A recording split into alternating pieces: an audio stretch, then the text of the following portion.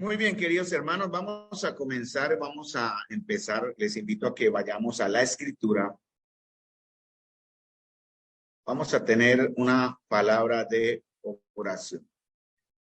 Primeramente, una palabra de oración para pedirle nuevamente al Señor su sabiduría y también reafirmar su presencia en medio de nosotros, mis queridos hermanos. Padre Celestial, Señor, damos gracias, amado, en verdad, por la oportunidad que tenemos, Señor. En ese momento, ahorita, tu palabra, Señor, y tu verdad, la cual nos edifica, nos redarguye, nos enseña, Señor, y nos muestra, nos da a conocer el pensamiento divino y el propósito y la voluntad divina para el pueblo de Dios acá reunido en la iglesia, Señor, a través de la vida de un gran hombre, un gran profeta, Juan Bautista. Señor, te rogamos tu bendición, te pedimos tu guía nuevamente, y que tu pueblo, Señor, todos unánimes, estemos recibiendo tu palabra y viviendo tu palabra. Gracias te damos, Señor, por esta nueva oportunidad que otros no tienen con tanta libertad. Pero agradecemos, Señor, la libertad que ahora tenemos en Jesús de reunirnos aquí en este momento para estudiar tu palabra. Bendícenos ahora, Señor, en el nombre de nuestro Señor Jesús. Amén. Bueno, muy bien, mis queridos hermanos. Entonces, vamos a Lucas capítulo 1, versículo 17. Vamos a ver si damos la introducción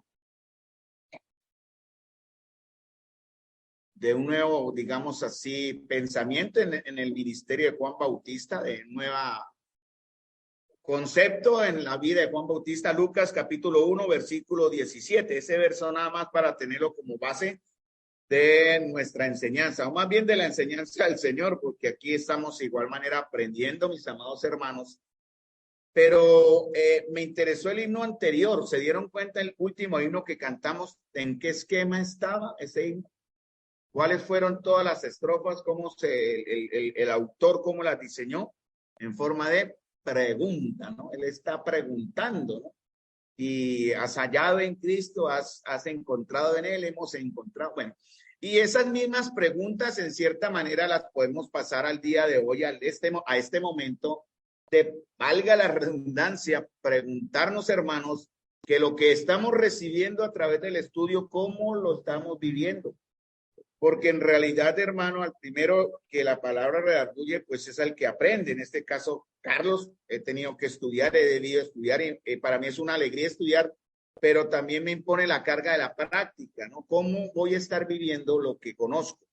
Y también de eso, ¿cómo están viviendo los que escuchan, los que aprenden, ¿no? Es lo que están aprendiendo.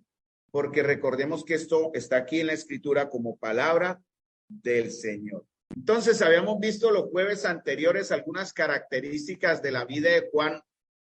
Lucas capítulo 1, versículo 80 dice, y el niño crecía y se fortalecía en espíritu. Yo me tomé la libertad de añadir algo más, pero tiene que ver en su contexto. Él crecía en madurez personal, pero también en madurez espiritual. Por eso me atrevo a añadir o a poner como una forma de completar la enseñanza sin descontextualizar la escritura. Dios me guarde eso. Y el niño crecía y se fortalecía en espíritu y en el espíritu, que son dos cosas, perdón, totalmente diferentes. Entonces, han visto algunas características de Juan Bautista en su llamado de parte del Señor y cómo se aplican también a nuestro propio llamado como iglesia. Digámoslo en cierta manera, mis queridos hermanos, que son como llamados paralelos.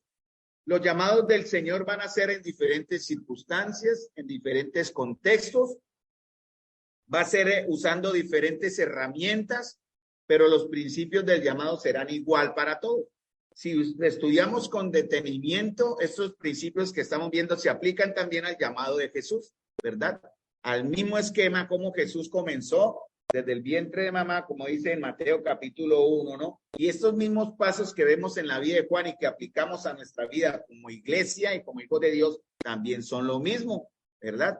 Entonces, terminamos con un verso en número 6, hablando de no tocar cuerpo muerto. Ahí veníamos de las tres características del nazareno, ¿no? no beberá vino ni sidra, no pasará navaja sobre su cabeza y no tocará cuerpo muerto.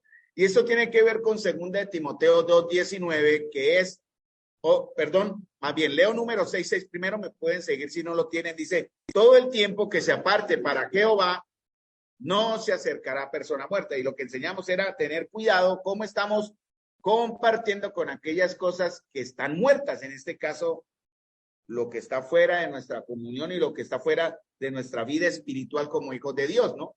Y 2 Timoteo 2:19, ahora sí lo citamos, apártese de iniquidad todo aquel que invoca el nombre de Cristo. Entonces, vemos de esta manera cómo Juan empieza a fortalecerse espiritualmente como persona, madurando como persona, madurando como hombre, como niño, hombre, y ahora después de un tiempo ya como siervo del Señor, pero también él crece en el Espíritu. O sea, de qué manera el Espíritu de Dios está impactando nuestras vidas. Hermanos, ustedes espero que entiendan, yo sé que sí, que el hecho de oír estas palabras, no lo digo porque lo diga yo de verdad, sino porque estoy leyendo la Escritura. Al leer la Escritura, cada uno del que escucha aquí se hace delante del Señor responsable de la aplicación de esta verdad, ¿no?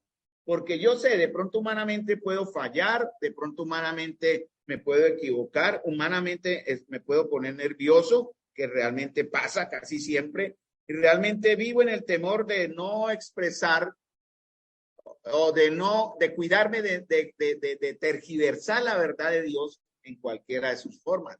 Pero yo sé que el Espíritu del Señor les está hablando a ustedes, a los hermanos que están aquí presentes, más los hermanos que están allá conectados. Entonces también la responsabilidad cae en ustedes, ¿no? Porque la palabra de Dios dice, sean también no solamente oidores, sino hacedores, ¿no? Entonces, esa es una responsabilidad. Yo estoy orando por ustedes, hermanos. Les pido que oren por mí, porque realmente el propósito de Dios debe cumplirse también de una manera unida, en común acuerdo, en comunión los unos a los otros como iglesia. Y por eso esperamos que estos conceptos que vemos aquí en Lucas, en el ministerio de Juan Bautista, sean entendidos también de manera corporativa. Vimos algo que Éxodo 33:7, ¿cuál fue el secreto de Moisés? El secreto en su autoridad, en su ministerio, cómo llegó a ser instrumento del Señor, útil al Señor, santificado y dispuesto. Él tenía un lugar. Recuerden que leímos Éxodo 33:7. Moisés tomó el tabernáculo y lo levantó fuera del campamento y lo llamó el tabernáculo de reunión. Allí era donde Moisés se reunía, porque resulta que por el pecado de Israel, el Señor apartó su presencia de en medio del pueblo. Cualquier pecado en medio de nosotros, hermanos, como iglesia, porque la iglesia también se compara a Israel en ese aspecto. Eso lo veremos en otro bloque cuando lleguemos a asuntos de la iglesia local, que ya pronto vamos a volver a retomar ese tema. La iglesia también se compara en su organización en cierta manera, dándonos principios como se organizaba Israel. Y el Señor tenía su presencia en medio de Israel. Y él tenía un lugar donde se reunía, que era más adelante de este verso de Éxodo 33:7. Después el Señor dio las pautas, las normas, las condiciones para edificar el tabernáculo. Pero en este momento, cuando el pueblo pecó contra el Señor después de haber jurado que le seguirían y que él sería su Dios, ellos se fueron tras los dioses de Egipto. Entonces el Señor dice, se aparta del pueblo y Moisés toma su tienda y la saca fuera del campamento. Allá él iba ¿a qué? A orar y a encontrarse con el Señor. Y el pueblo veía que Moisés estaba con el Señor. ¿Por qué? Porque la nube se hacía sobre su tienda. Cuando llegaba el momento de iniciar un avance, una nueva etapa, una nueva jornada, la nube se levantaba y avanzaba. Moisés desarmaba su tienda, el pueblo desarmaba, porque ya era tiempo de empezar una nueva jornada. Pero esto nos enseña que, hermanos, en la comunión debe haber, y yo sé que hay hombres y mujeres, aquí yo sé que hay temerosos del Señor, que tenemos también nuestro lugar, nuestra tienda apartada, donde los hermanos, la iglesia en su comunión va a ver, va a darse cuenta que son hermanos diferentes, que vamos a hacer, y ahí voy a incluir ya el plural para todos, que somos personas diferentes, porque estamos buscando, estamos teniendo una relación íntima con el Señor. En el caso de Moisés, él tenía su tienda fuera del campamento de Israel y allí se encontraba con el Señor. De esa manera él se fortalecía en el Espíritu. Dice Hebreos 13:13, salgamos pues fuera del campamento llevando su vituperio, enseñándonos también que la iglesia debe apartarse, debe también alejarse, debe salir de las influencias que el mundo tiene para tener un encuentro mucho más personal e íntimo con el Señor cada día, ya sea de manera corporativa como iglesia o también, hermanos, individual, porque eso es también muy importante, ¿no? La manera en que individualmente nosotros buscamos al Señor. Y también buscamos al Señor para conocer su voluntad. La Escritura nos dice y nos muestra y nos confirma la voluntad del Señor. Pero en una comunión íntima el Señor habla. ¿De qué manera? A algunos les habla de una manera, a otros les habla de otra, pero siempre confirmando con su palabra. No son visiones, quiero aclarar. Eso en realidad ya no es para nuestros tiempos en cierta forma, porque esas profecías ya terminaron cuando la Escritura fue completa. Pero el Señor sí va a hablar por medio de textos de la Escritura. Es donde el Señor manifiesta su voluntad. Y para eso tenemos que estar muy seguros de cuál es su voluntad. ¿Cuál es la voluntad del Señor para nosotros ahora como congregación? Esa es una buena pregunta. Creo que la estamos tratando de entender y a la vez avanzar en eso, de crecer como iglesia. Y el Señor dice una de sus voluntades, una de sus muchas voluntades para la iglesia en Efesios capítulo 4, versículo 16, de quien todo el cuerpo, lo voy a buscar directamente, Efesios 4, 16, de que todo el cuerpo bien concertado y unido por todas sus coyunturas, que se ayudan mutuamente según la actividad propia de cada uno, de cada miembro, recibe su crecimiento para ir edificándose en amor. Y aquí en este verso hay varias manifestaciones de la voluntad de Dios. En el Efesios 4:16 dice que el cuerpo debe estar bien concertado y unido. Ahorita en el último himno no sé qué pasó, pero tal vez me adelanté, pero el Gloria iba más lento. Yo sí se dieron cuenta, fue mi culpa, tal vez me emocioné mucho y canté el coro, no esperé el tiempo preciso. Pero hermanos, nosotros debemos aprender a ir bien concertados, como en un concierto perfecto y unidos. ¿Qué más? Otro aspecto de la voluntad de Dios, que se ayudan mutuamente. Otro aspecto de la voluntad de Dios, recibir crecimiento. Otro aspecto de la voluntad de Dios, edificarnos en amor. Eso es lo que dice en Efesios 4:16. Pero para eso, hermanos, tenemos que andar en el Espíritu. Esto solo es posible en el Espíritu del Señor, no en el Espíritu humano. Porque, hermanos, si edificamos una iglesia con métodos humanos en la carne, vamos a tener hermanos carnales. Así. Tenemos que aprender a discernir en el Señor lo espiritual, ¿no? Lo que es correcto delante de Él y no hacer las cosas de una manera humana y carnal. Hay que tener cuidado de eso. Entonces vimos unos versos en Éxodo 37:1 que somos conscientes de nuestra necesidad y condición. Cuando dice, la mano de Jehová vino sobre mí y me llevó en el espíritu y lo puso en medio de un valle de huesos secos. Eso dice en Ezequiel 37:1. El Señor nos lleva a tiempos de necesidad, nos muestra necesidades que para eso nos va a tener como iglesia para suplir, para cuidar, para proteger, para cubrir necesidades espirituales y necesidades también, obviamente, hablando en el aspecto material.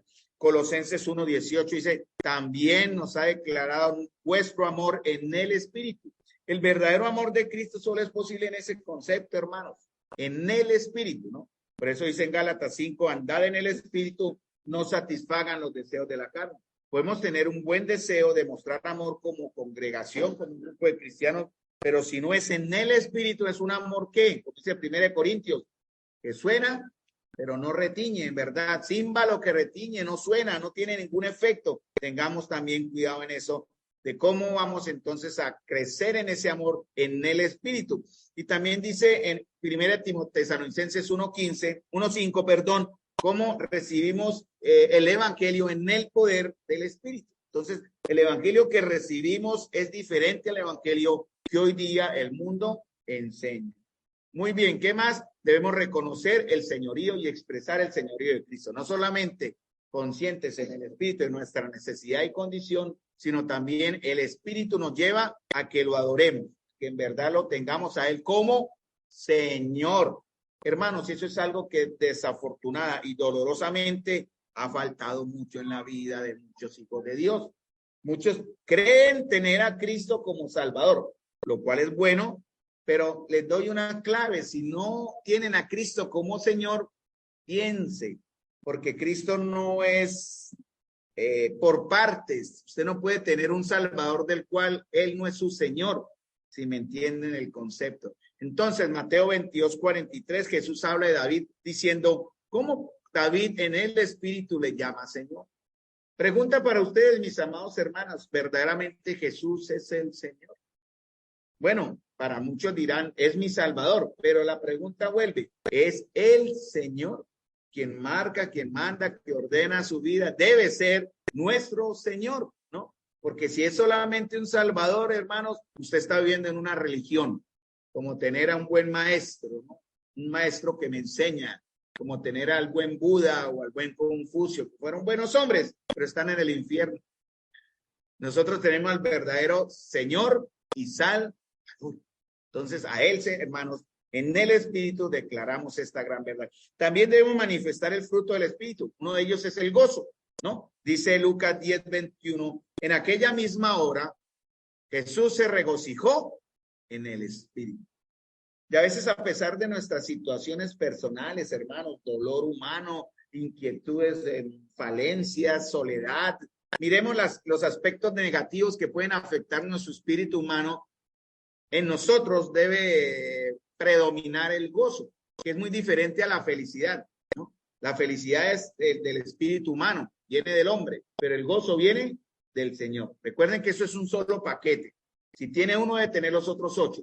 Si tiene amor, debe tener gozo. Si tiene gozo, debe tener paz. Si tiene paz, debe tener paciencia. ¿Qué más? Si tiene paciencia, amor, gozo, paz, paciencia, benignidad, bondad, fe, mansedumbre y templanza. Es un solo paquete. Usted no puede mostrar uno y dejar los otros, si no estaría pecando. Ya mencioné Gálatas 5:16 y Romanos 8:1. Ninguna condenación hay para los que están en Cristo Jesús, los que no andan conforme a la carne, sino conforme al Espíritu. También que somos renovados y edificados en el Espíritu. En Efesios 2:22 lo dice. Dicen que vosotros también sois juntamente edificados para morada de Dios en el Espíritu. Hermanos, quien está edificando la iglesia es el Señor, no es el hombre. Como dije, aquí el suscrito en cualquier momento falla. Y no se extrañen si en cualquier momento digo, me hago a un lado. Eso no es de extrañar. Pero no hay que por eso pensar, no, la iglesia se acaba, porque no, esto no. No, hermanos, la iglesia es del Señor y Él edificará a su iglesia como dice acá en este caso, como un templo, como morada de Dios en el Espíritu. Y también Efesios 6:18 habla de la oración. La oración es una característica de aquellos que queremos vivir en el Espíritu, ¿no? No olvidemos entonces, necesidades en el Espíritu, adoración en el Espíritu, fruto del Espíritu en el Espíritu y no en la carne, andar en el Espíritu y no andar en la carne, edificados en el Espíritu y perseverando en oración en el Espíritu, porque también oramos en la carne, ¿no? Hablamos este domingo anterior del Padre Nuestro, que muchos simplemente es la oración modelo, pero la tienen como oración también y hay que tener cuidado. Dice Efesios 6:18, orando en todo tiempo, en toda oración y súplica en el Espíritu y velando en ello con toda perseverancia y súplica por todos los santos. Hoy estamos aquí para orar en el Espíritu. Esa es la idea. ¿Y cómo orando? Dice, con toda oración y súplica, velando en ello, o sea, insistiendo con perseverancia y súplica por todos los santos. A veces consideramos que nuestro tiempo de oración como comunión de iglesia es hoy jueves. No, hermanos. De igual manera podemos en nuestros hogares a una hora determinada, por decir así, vamos todos a orar, digamos, tipo un ejemplo, solo es un ejemplo, 10 de la mañana, donde quiera que usted esté en el trabajo, ya sea Zaida allá, todavía tal, pescatando pollos, en la cuestión de los pollos, mirando ya es diferente el trabajo de Zaida o Elena planchando, o el hermano Eduardo allá en su cuarto, ahí en su sillita leyendo, o Nelson viajando, David martillando, bueno, ahí las 10 vamos todos a orar. Yo manejando, las 10 es momento de orar y en ese momento la iglesia está unida orando. Esa es una manera también donde podemos practicar eso. Hermanos, no olviden que una vida en el Espíritu tiene y busca comunión con el Señor. Si no hay comunión con el Señor, hay carne. Y no lo digo nunca, no quiero que siempre, es lo que a veces me da temor que suene siempre a crítica. pero no es crítica, es sincera preocupación de aquellos que no aman reunirse, aquellos que siendo creyentes, hijos de Dios, que amamos, que conocemos, no anhelan estar en comunión. Eso es un problema, hay un problema. Y el problema, pues obviamente es que no están andando en el espíritu, sino en la carne. Porque hay que anhelar, hermano, hay que buscar en verdad. Hebreos 5:14 dice que el alimento sólido es para los que son maduros. Dice, y estoy leyendo en la Nueva Traducción Viviente, los que a la fuerza de práctica están capacitados para distinguir entre lo bueno y lo malo. Voy a leerlo en Hebreos 5:14, la Reina Valera, y dice la Escritura, pero el alimento sólido es para los que han alcanzado madurez, para los que por el uso tienen los sentidos ejercitados en el discernimiento del bien y el mal. Entonces, para los que han alcanzado madurez, ¿qué hay? Alimento sólido. Y los que tienen alimento sólido, dice, están usando algo. En este caso, ¿qué? Los sentidos en discernir lo bueno y lo malo. Pero ¿cómo discernimos lo bueno y lo malo? Si nuestros sentidos también pueden estar guiados por la carne. ¿En qué aspecto? La Escritura es la que nos muestra lo que es bueno y lo que es malo. Eso tiene que ver. Hay que anhelar la comunión en el Señor. Por eso fue que el ministerio de Juan comenzó o se perfeccionó en el desierto. Allá fue en el lugar donde el Señor se encontró con Juan en medio de situaciones no cómodas. A veces queremos buscar al Señor. Bueno, mire, gracias al Señor ya por la voluntad del Señor, que la gloria sea para el Señor y también la disposición de los hermanos y sus ofrendas. Está un poco más refrigerado este salón. Pero si así no fuera, igual no buscaríamos al Señor. Si el calor nos sofocara, igual buscaríamos al Señor. Hay congregaciones donde hay sillas cómodas, bien mullidas, aire acondicionado, reclinables, cosas así que yo he escuchado que hay. Y la gente dice, ahora sí busco al Señor. No, hermanos, no, hermanos. Santiago, el hermano, el que escribió Santiago, que él es el hermano del Señor, era conocido como un buen hombre de oración. Él se le llamaba el de Santiago, tenía un apodo, ¿sabían? Rodillas de camello. Era conocido en la iglesia porque sus rodillas eran callosas de tanto orar de rodillas. Así fue conocido. Pueden consultar, esa es la historia y esa es lo que dice la historia de los primeros padres apostólicos, ¿no? Santiago, el hermano del Señor, el que escribió Santiago, era un hombre de oración. Se lo apodaban rodillas de camello. ¿Cómo nos apodaríamos nosotros espiritualmente? El buen apodo, ¿no? Pero a veces no tenemos como un buen lema para ser identificados, sino nos identificamos más como hermanos inconstantes, hermanos inmaduros, hermanos débiles, cosas así. No, que el Señor nos identifique como hombres y mujeres en este tema preciso de que deseamos buscar la comunión del Señor. Una vía en el Espíritu muestra preparación. Ya estoy terminando la instrucción porque eso tiene que ver con la preparación de Juan Bautista. Una vía en el Espíritu necesita prepararse, hermanos. Madurez, crecimiento. Hay que mostrar que en verdad queremos ser instrumentos del Señor. Juan 14:26 dice, pero el Consolador, el Espíritu Santo, a quien el Padre enviará en mi nombre, Él os enseñará todas las cosas y os recordará todo lo que yo os he dicho. Entonces, hermanos, ustedes tienen en sus manos la verdad del Señor y el Señor les va a estar preparando, pero en la medida en que en verdad deseemos andar. Hermanos, el concepto o la orden en Gálatas 5:16, ¿en qué tiempo está? O sea, dice Gálatas 5:16, pues andad en el Espíritu y no satisfagáis los deseos de la carne. ¿Cómo está ese verso aquí? ¿En qué concepto? Gálatas 5:16, digo pues andad en el Espíritu y no satisfagáis los deseos de la carne.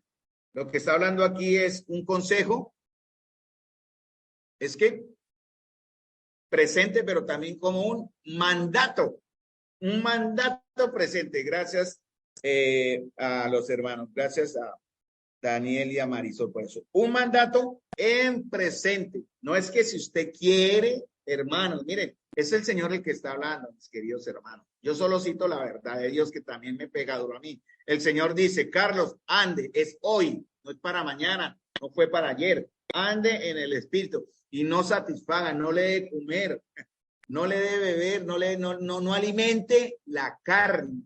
hermanos, y tenemos que estar cuidándonos. Para eso también tenemos que cuidar a los que son más débiles en ese aspecto, para andar en una manera. Por eso Efesios 5:18 también habla en un imperativo, sean llenos del Espíritu. Dice, sed llenos del Espíritu Santo. No es una opción. Si no lo hacemos, hermanos, el Señor traerá sobre nosotros disciplina.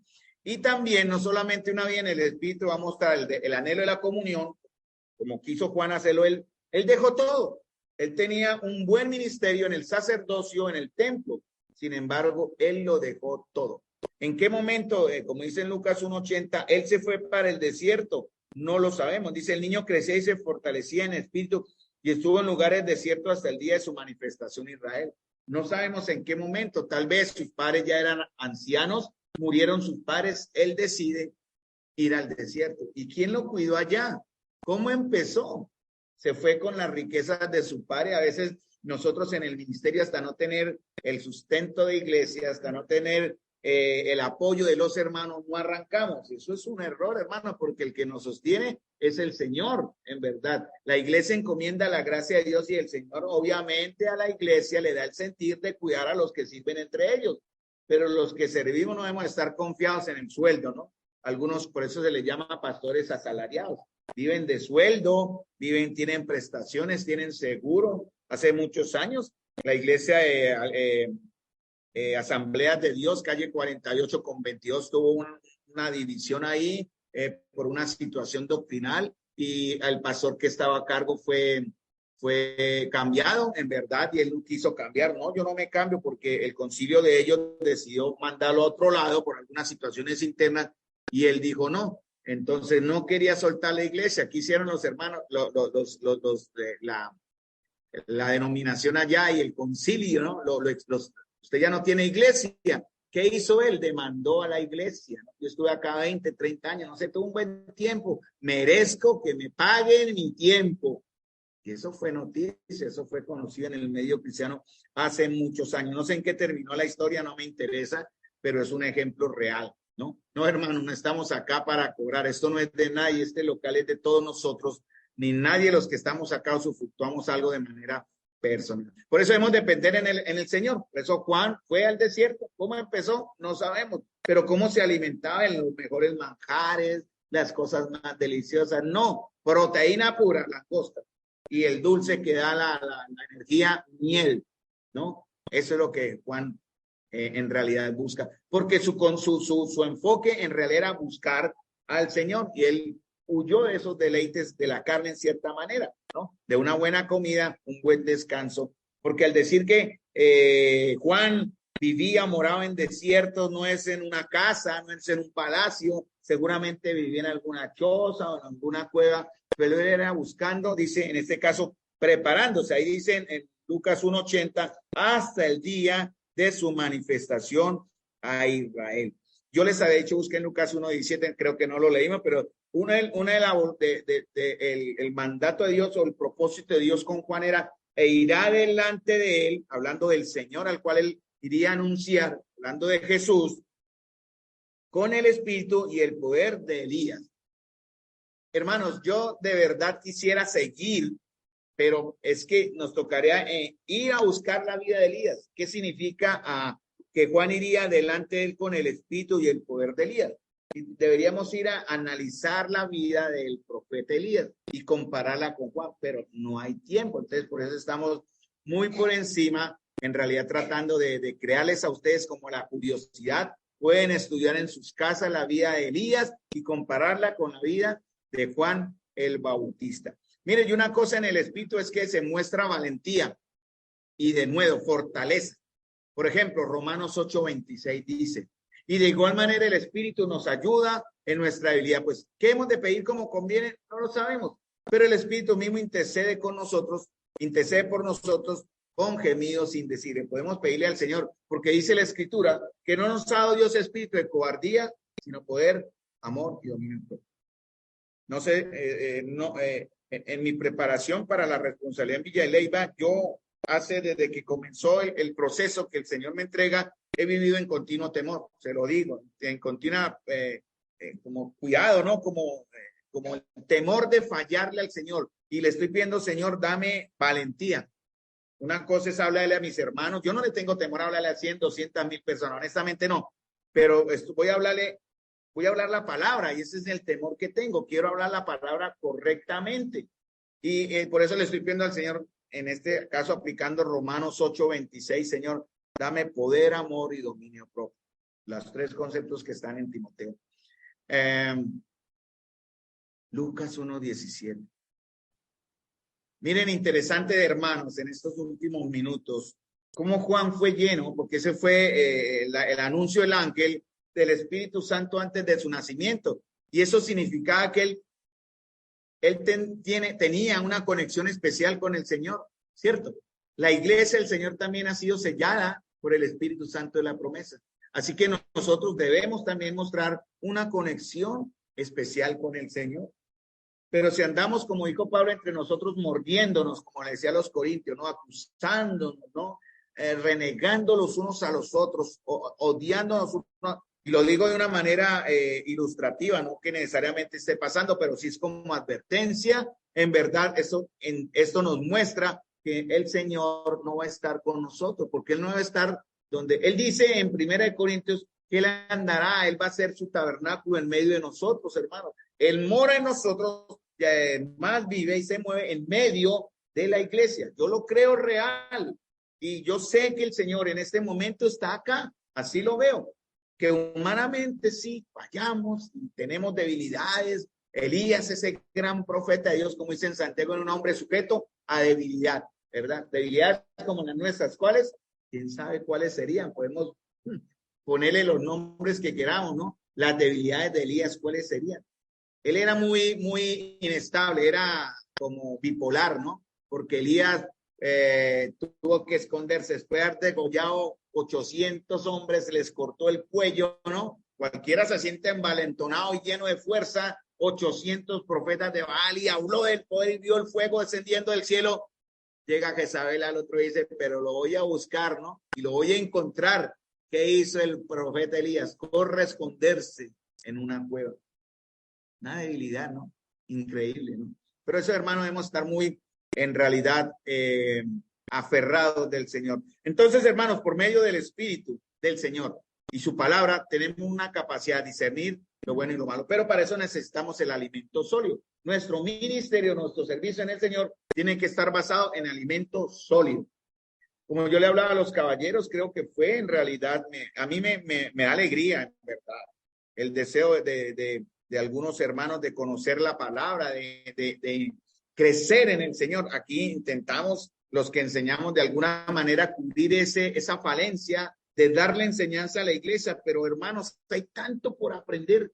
Yo quisiera tener el tiempo, en verdad, y las fuerzas totales para estar enseñando tanto. Y veía, por ejemplo, en algunos, el otro día hablando con Alberto, que llamamos, a veces hablamos y nos saludamos. Yo le preguntaba más o menos cómo, bueno, obviamente ellos tienen la escuela bíblica, ¿no? ¿Cómo llaman ellos eso? Se me fue el nombre ahora, bueno, como decir, el seminario entre ellos, donde los hermanos estudian, pero lo que me ha llamado la atención es la cantidad de hermanos que estudian. Bueno, ellos tienen esa facilidad y obviamente nosotros humanamente tratamos aquí de cubrir algo, pero pueden también buscar del Señor en esos seminarios con Alberto, aprender de la verdad y conocer para vivir acá también, para ayudarnos en ese aspecto a crecer en el Señor también, ¿no? Para que reciban ustedes alimentos sólidos. Ya tienen casi 6 o 7 maestros que enseñan a la iglesia. ¿Cuántos maestros tenemos aquí que enseñan a la iglesia, hermanos? Difícilmente 3, más los que se invitan de vez en cuando. ¿Y los demás dónde están? ¿Dónde están, hermanos, en sus capacidades? Porque enseñar no es solamente aquí adelante, hermanos, hay que enseñar también de una manera personal, testimonio, lo que hacen las damas con las jovencitas, lo que hacen los caballeros, que hablamos en la reunión de caballeros, que los caballeros varones tienen la responsabilidad de enseñar a los jóvenes varones a andar en el temor a Dios. Así como dice Tito, todas las mujeres ancianas, o sea, las maduras y a la vez las que ejercen un liderazgo dentro de la comunión, tienen la responsabilidad de enseñar a las jóvenes. ¿A qué? Como dice Tito, bueno, ahí dice unas condiciones: a amar a sus esposos, bueno, lo que dice ahí, en Tito. Pero esa es la responsabilidad que tienen ustedes, hermanas, y que tenemos también nosotros como varones. ¿Y por qué fue llevado Juan al desierto? ¿Por qué creen ustedes que Juan fue llevado al desierto? Porque el Señor no le enseñó en el templo, porque es en el desierto donde en verdad vamos a confiar sí o sí en el Señor. Porque el Señor llevó a Israel 40 años en el desierto, dice en Éxodo, creo que dice, o en Deuteronomio 6, no, para probar qué había en su corazón. Al primer síntoma en una situación de prueba, el Señor, ¿qué hace usted? ¿Qué hace usted? ¿Reniega? ¿Se queja? ¿Murmura? Hermano, no hemos entendido. Miren, si miran 1 Corintios 10, 1 en adelante, uno de los juicios más terribles sobre aquellos que murmuraron fue la muerte. Y ahí está en 1 Corintios. Y por murmuración, el pueblo que podía durar una semana en pasar de Egipto a Canaán duró 40 años. Hermanos, ¿cuántas bendiciones hemos perdido nosotros como iglesia o personalmente cuando murmuramos? Murmuramos es, no tenemos contentamiento, no somos hombres ni mujeres agradecidos. Eso es un gran pecado delante del Señor, al cual decimos que Él es soberano, ¿verdad? Y que Él es grande. Y qué bueno escuchar hermanos en sus situaciones de salud o en situaciones personales, que yo he hablado con algunos, algunos, mientras aprenden, en lo que hacen es resaltar más su dolor, resaltan su dolor y su falta, y suena quejoso. Pero hay otros que la primera pregunta, ¿cómo está? Alaban al Señor, ¿entienden? Alaban. Esa debe ser nuestra primera acción, ¿no? Gracias, Señor, tal vez estoy enfermo por algo, mi trabajo no es lo mío, pero gracias, Señor. Yo estoy aprendiendo eso en mi trabajo. Ya no es lo mismo manejar taxi ahora. Y bueno, con la situación económica es cada vez más difícil, pero algo que yo me aplico, y los que trabajamos independientemente lo tenemos que vivir realmente. Señor, gracias. De verdad, Señor, gracias. Padre nuestro, Padre mío que estás en los cielos. Quiero en verdad ser usado, Señor, para tu gloria y que tu iglesia crezca para extender tu evangelio y tu reino afuera, pero también dentro de nosotros. Pero también, Señor, te doy gracias por el pan nuestro, el pan que me das cada día, cada día. Entonces, Juan Bautista, 2 minuticos más, creció y vive en el desierto donde se dedicó a la oración. ¿Qué más se dedicó Juan? Al ayuno. ¿Y a qué más? 3 cosas. Oración, ayuno y la palabra. Esos son indispensables. Y es bueno que no olvidemos que esas son unas disciplinas espirituales muy buenas. En la Biblia no hay un mandamiento directo sobre el ayuno. No hay dice ayunen, pero sí manda el Señor que oremos. Y obviamente el ayuno va sumado a la oración. A veces, por ejemplo, yo tengo ahí mi cuartico de estudio y mi esposa sabe que cuando yo cierro, en lo imposible trate de no entrar, porque ahí estoy, estudiando, orando, peleando con Dios también en mi manera, pero ahí estoy, en mi lugar, es ese cuartico ahí. Todos tenemos un lugar, pero debemos siempre enfocados en cierta forma es oración y abstenernos de algunas comodidades para concentrarnos en la verdad. Y en el desierto es donde desarrollamos, ¿qué, hermanos? Un carácter bueno, no la arrogancia, no la soberbia, sino en el desierto aprendemos que el Señor en verdad. Y yo sé que ustedes pueden dar testimonio, hermanos, de muchas maneras. Por ejemplo, a mí me alegra los hermanos que llegaron a un tope, por ejemplo, ya tienen una pensión, por ejemplo. ¡Qué bendición! Aquellos que pudieron sabiamente en un momento, pues, apartar para la pensión y tienen su pensión. Gracias a Dios por eso. Y el Señor les está protegiendo. Pero hay otros que no van a alcanzar pensión. Y no por eso, en verdad, vamos a dejar, porque yo soy uno de esos, de confiar en el Señor. Gracias, Señor, si tengo o no tengo una pensión. Gracias, Señor, por la provisión que me da. Eso me enseña a ser sencillo, ¿no? No a la arrogancia de que, bueno, yo ya tengo una entrada fija y, bueno, disfrútelo, es perfecto. Viaje, des el gusto que en sus años de duro trabajo no tuvo. Aproveche eso. Entonces, hermanos, ¿cómo se manifestaba su sencillez, su humildad y su austeridad? ¿En qué forma? Él se mostraba en 2 maneras, en su forma de vestir y en su forma de ser, ¿no? En su forma de ser y en su forma de vestir. ¿Cómo vestía él? Dice, vestía como, o con la vestimenta de los profetas, ¿no? Una vestimenta de pelo de camello, de una vestimenta burda. Ese vestido de ropa de tela o de hecho con piel de camello no era cómoda. No es como la seda que usamos hoy día, eso era áspero. Una piel, un cuero duro, ¿no? Cuero de camello, ese que ha recibido el sol del desierto. Esa era la vestimenta de Juan, ¿no? La camisa cómoda y fresca, ¿verdad? Su comida era frugal. Yo creo que Juan no era como el gordito, era flaquito, ¿no? Antes de entrar, pecamos ahí con un hermano tomándonos una gaseosita, una deliciosa Coca-Cola, que ha sumado una gran cantidad de calorías a nuestro volumen corporal. Pero hermanos, si estuviésemos en un desierto, allá no hay Coca-Cola. Entonces debemos aprender en esa manera, darle gracias al Señor en esa forma de ser agradecidos con lo que tenemos. Y allá fue donde Juan recibió su llamado, perdón, su revelación, su confirmación sobre el llamado. Entonces, hermanos, en el desierto, ¿qué desarrollamos? Confianza, dependencia, ¿verdad? Obediencia, y se muestra en la forma de vestir, también la forma como expresamos, porque el vestir expresa lo que hay por dentro, ¿no? ¿Verdad? Sí. Si yo soy un hermano, ¿qué pasaría si el hermano Carlos estuviera andando con pantalón pitillo? Esos pitillos que usan los jóvenes hoy día. Sí, ríase, hermana. Me vería horrible, pero sería mal testimonio un viejo como ya andando con calzones de chino de 15, pues, ¿no? O una hermanita que llegara acá con un pitillo, ¿no? No.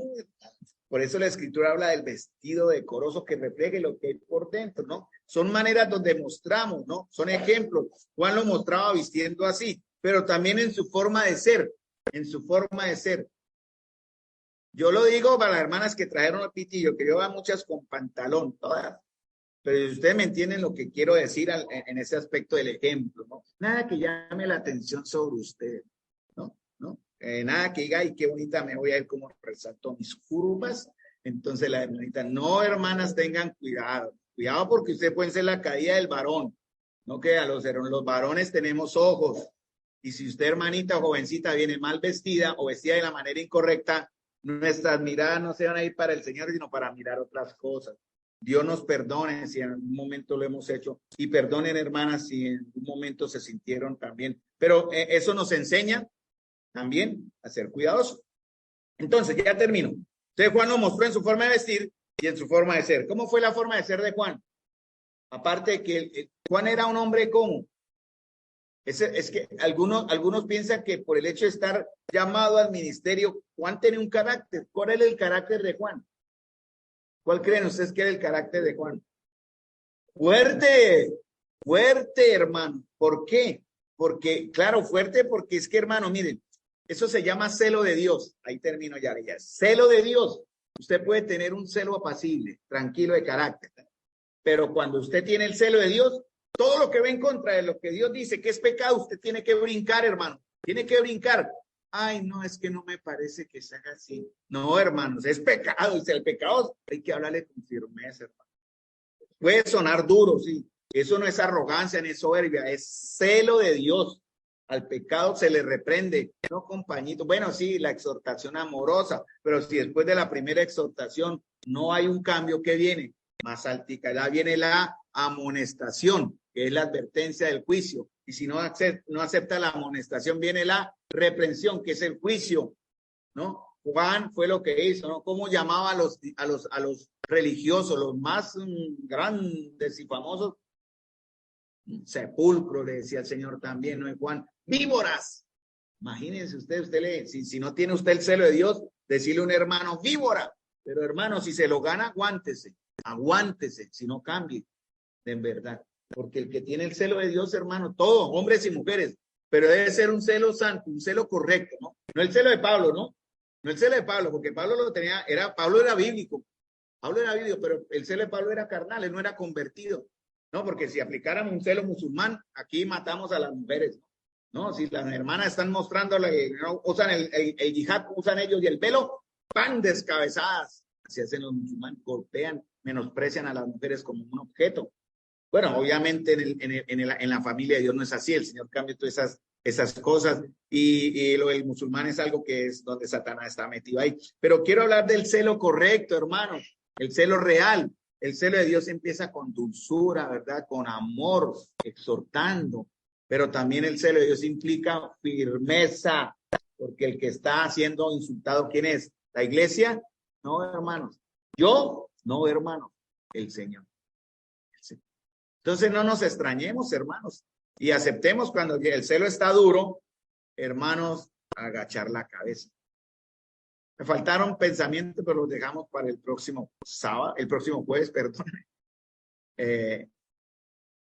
Seguiremos. Vamos a parar acá, mis amados hermanos. Y vamos a terminar con una palabra de oración. Recuerden, hablamos hoy del llamado de Juan el Bautista, y también, mis amados hermanos, de algunas características del llamado de Juan.